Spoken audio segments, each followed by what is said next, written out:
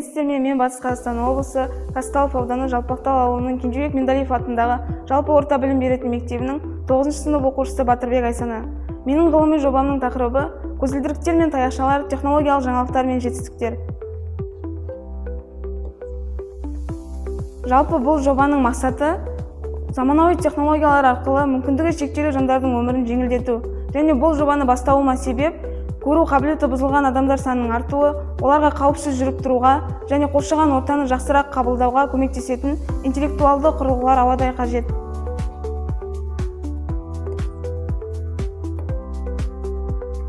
Көзілдірік технологиясының эволюциясы, яғни оптика саласы қарапайым көзілдіріктен бастап, қазіргі ақылды платформаларға дейін дамыды.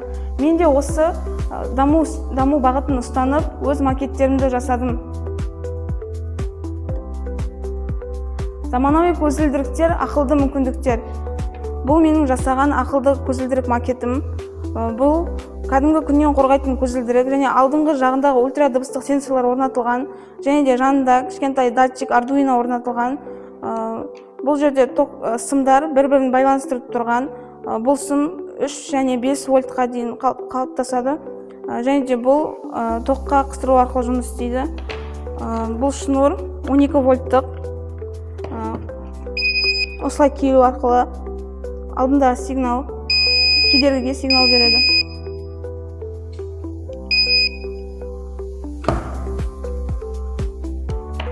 Таяқшалардың дамуы. Бұл менің жасаған ақылды таяқша макетім. Бұнда ультрадыбыстық сенсорлар мен датчиктер орнатылған. Бұл макетте тоққа қыстыру арқылы жұмыс істейді. Кедергіге сигнал береді.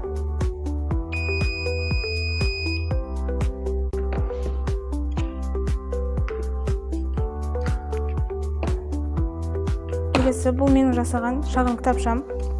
Бұнда слайдтағы ақпараттар, мақсаттар, көзілдірік пен таяқша туралы ақпараттар көрсетілген. Және де ауылымыздың зағип жандарымен жүргізілген сынақ жұмыстары мен олардың пікірлері. Бұл біздің Махатова Шолпан Ұзақбайқызы, қазіргі таңда зейнеткер, бұрын кітапханашы болған. Бұл кісімен сынақ жұмысын өзінің жұмыс істеген кітапхана жұмысында өткіздік. Бұл кісіге макет жұмысы ұнады. Екінші бізде Қуандықова Гүлсара Халелқызы, бұл кісі зейнеткер, бұрын ұстаз болып жұмыс атқарған. Бұл кісі көзі мүлдем көрмейді. Бұл кісінің үйіне барып, осы макеттерді сынақ жұмысын өткіздік. Үшінші бізде Төреғалиев Файзулла Мұсаевич. Бұл кісі ауған соғысының ардагері. Бұл кісінің көзі нашар көреді. Біз сынақ жұмысын үй жағының ауласында жасадық. Және де бұл жерде QR-лар, яғни жаңағы айтқан Төреғалиев Файзулла Мұсаевичтің пікірі мен Қуандықова Гүлсара Халелқызының пікірі және зейнеткер кітапханашы Махатова Шолпан Ұзақбайқызының пікірі. QR-ды ашып көрсетсек,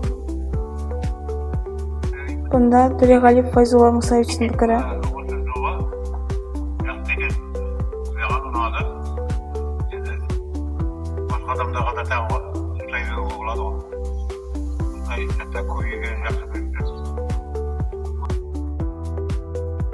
Бұл кісі Қуандықова Гүлсара Халелқызының пікірі.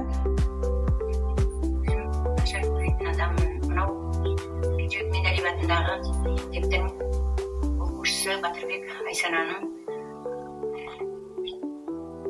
құрастырған, көзі нашар адамдарға арнап құрастырған құралы, таяқшасы және көзілдірігі осындай біз сияқты көзі нашар адамдарға көмегі өте зор. Бұл кісі Махатова Шолпан Ұзақбайқызының пікірі.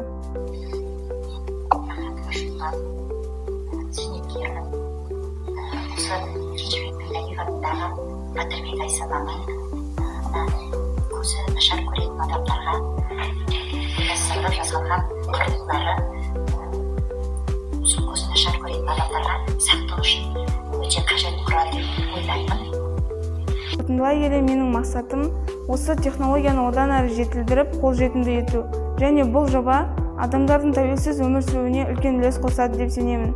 Назарларыңызға рахмет.